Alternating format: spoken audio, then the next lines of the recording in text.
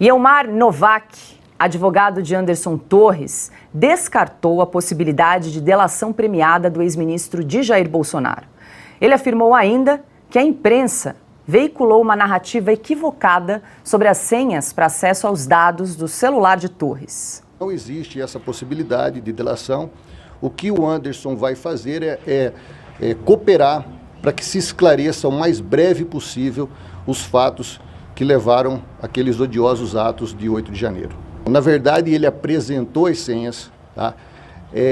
Saiu na imprensa que as senhas estavam erradas. A história não é bem essa. Com o laudo da Polícia Federal, que nós recebemos de modo sigiloso, nós também respondemos de modo sigiloso o porquê que houve uma falha técnica e colocamos à disposição que, caso o ministro determine o perito para ir lá, nós vamos agir de toda a boa vontade para abrir, enfim, todas as informações que se precisa. Então? Silvio, comentamos ontem ainda aqui no programa Oeste Sem Filtro da tese, de alguns juristas de que o ministro Alexandre de Moraes teria deixado Anderson Torres preso por praticamente 4 meses para tentar pressionar uma delação premiada. Agora, veja, o advogado é obrigado a responder: o meu cliente não vai fazer delação premiada, porque alguém forçou essa pergunta.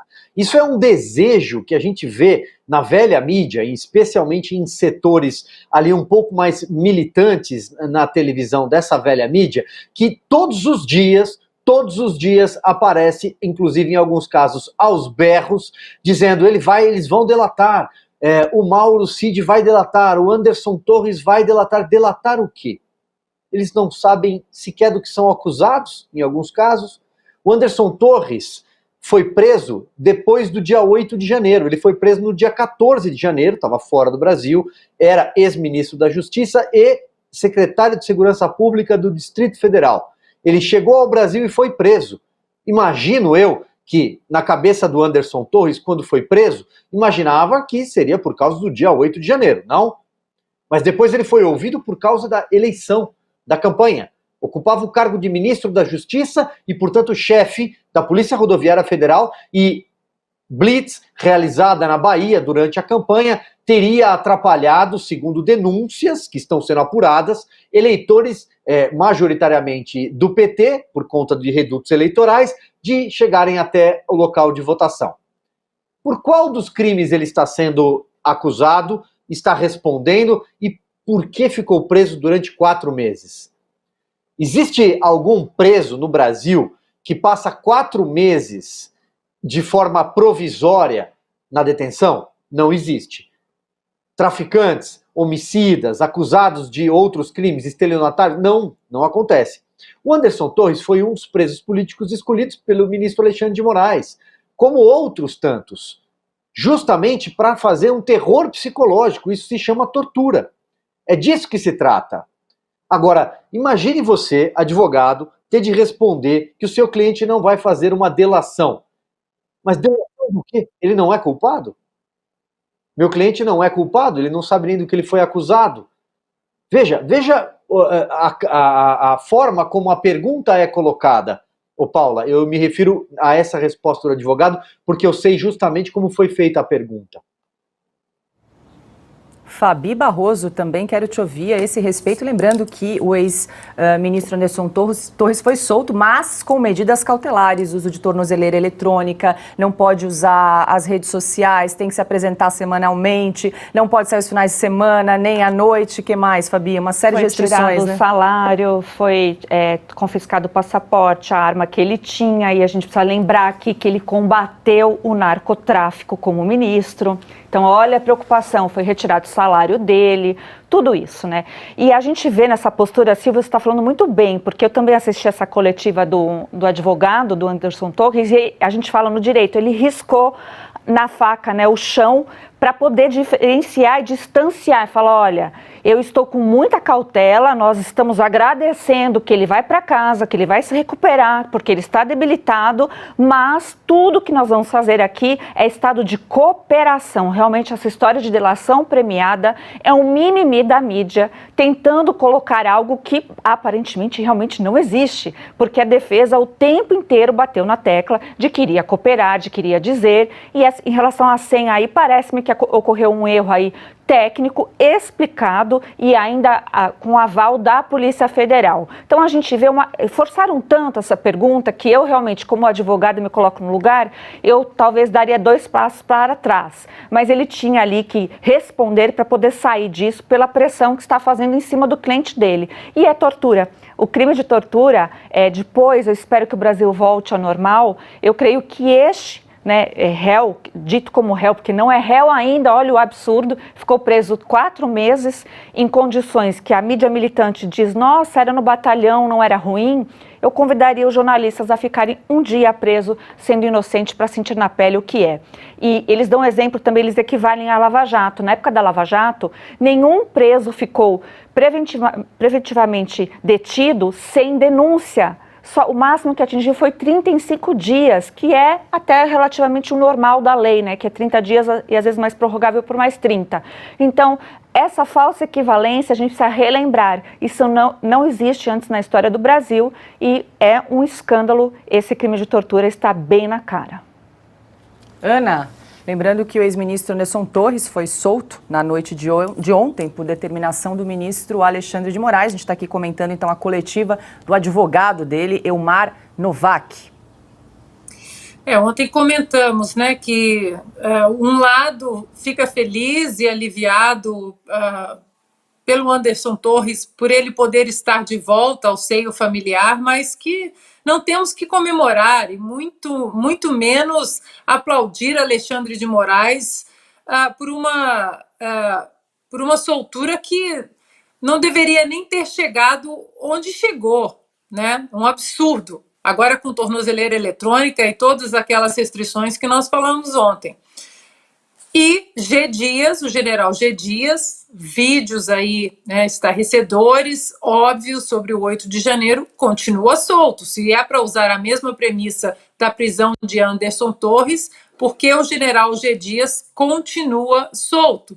Paula, se me permite, eu queria jogar uma pergunta para a Fabiana, nossa especialista do direito aqui hoje, vou aproveitar a presença dela. No caso do Anderson Torres, com a abertura da CPMI do 8 de janeiro, parece que muita coisa vai ser esclarecida. Daqui a pouco vamos falar mais, né, dos infiltrados no 8 de janeiro, agora com documentos. No caso do Anderson Torres, que tem uma prisão decretada, que tem todo um aparato, que ele está cercado pelas mãos do Alexandre de Moraes. No caso da abertura da CPMI do 8 de janeiro, Fabiana, é possível convidar Anderson Torres para falar nessa CPI ou por causa do âmbito judicial dele que ele se encontra hoje, ele não poderia ir? Excelente pergunta, Ana. Digna de tese de direito, porque ele vai ficar numa sinuca, a defesa vai ter que entrar com uma solicitação para esclarecer quem são as pessoas que ele não pode entrar em contato. Porque são milhares e ninguém sabe, porque corre em sigilo. E o sigilo é tão sigiloso, né? Porque é sigiloso para as partes. Então, eu fico imaginando com toda certeza o Anderson Torres será convocado, tanto por um lado quanto por outro, e vai ficar sempre essa questão. E a gente fica pensando, porque em tempos normais, né, de Brasil normal, tem uma figura que se chama HC preventivo, que quando você vê a possibilidade de ser decretada uma prisão como essa, né, por descumprimento de algo cautelar aí que o Alexandre de Moraes determinou, você poderia se adiantar e já falar, olha, estão me chamando lá, não sei o que eu faço, tá aqui é um HC preventivo. Mas eles não estão concedendo já desde a época da CPI do circo, né? Já não tinha essa modalidade. Então, o remédio constitucional que é dado para criminosos de alta periculosidade não está sendo oferecido para as pessoas que estão tentando lutar pela justiça, tentando dizer a verdade. E digo aqui, se tiver algo que depois condene o Anderson Torres, que está tipificado no nosso Código Penal como crime, eu assino embaixo que ele deveria ser punido também, mas até o momento não há notícias e nem indícios de crime, muito menos crimes que mereçam aí o que ele já sofreu. Fabi, vou aproveitar sua presença aqui também, perguntar: um ministro do Supremo Tribunal Federal pode ser convocado ou convidado a participar de uma CPMI, no caso do 8 de janeiro? Pode e deve, né? Só que vai cair na mesmíssima também, a gente já teve essa situação deles serem convidados, convocados para ir naquelas convocações né, a mesma coisa de Senado, e eles acabam não indo. Aliás, o ministro Alexandre de Moraes nem respondeu à convocação, me lembro do senador Girão ficando até bem chateado com isso. Mas é o seguinte, também nem sei se vai precisar chegar a esse ponto, porque os fatos, se forem bem investigados, pela primeira vez uma comissão parlamentar de inquérito vai despir, né, algo que o judiciário está fazendo, e a omissão do Senado está causando um dano factual na nossa democracia e no nosso direito. Silvio, quer complementar? Não, eu queria só trazer um ponto muito rápido aqui, Paula. Veja, os grandes críticos da Operação Lava Jato, e hoje eles estão aí majoritariamente no Supremo Tribunal Federal e na velha mídia, eles apontam basicamente duas circunstâncias. Bom, primeiro, as delações ou colaborações premiadas, excessivas e forçadas. Em alguns casos disseram que se tratava de uma tortura. Segundo, as prisões preventivas e as prisões elásticas. E a gente sabe que as prisões preventivas, elas se devem para garantir a instrução processual, para impedir qualquer tipo de persecução, né? Ou seja, destruição de provas, que o sujeito ameace algumas testemunhas. Ninguém fica preso dessa forma durante 4 meses. E outra, delações premiadas. O Anderson Torres estava preso para fazer uma delação premiada. Meu Deus, eles são os pervertidos, não? Pessoal, aproveitando que você está aí assistindo a nossa programação, eu vou falar rapidinho dessa cápsula que vai te ajudar a resolver as famosas dores nas juntas, dor no corpo, artrite, artrose, reumatismo e fibromialgia. Ora pra nobis da Vitae Gold, não é isso, Renata? Isso mesmo, Silvio. Dor a gente não pode se acostumar. Sentiu dor, independente de idade, vai fazer um tratamento. O Ora pra nobis da Vitae Gold tem um diferencial, ele é super concentrado, vai direto no foco da sua dor e acaba com ela muito mais rapidamente.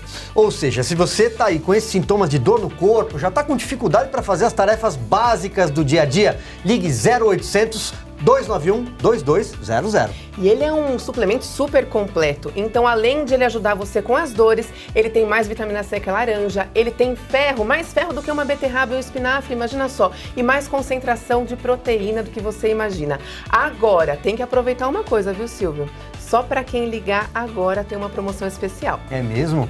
Ligou no nosso 0800 291 2200, você vai ter 70% de desconto no seu Ora Pra Nobis Vitae Gold concentrado. Comprou Ora Pra Nobis? De presente você leva o colágeno tipo 2, que vai ser uma segunda ação para suas dores, suas articulações. Então aqui é um sucesso garantido contra a dor que você vem sentindo. 0800 291 2200, Ora Pra Nobis da Vitae Gold.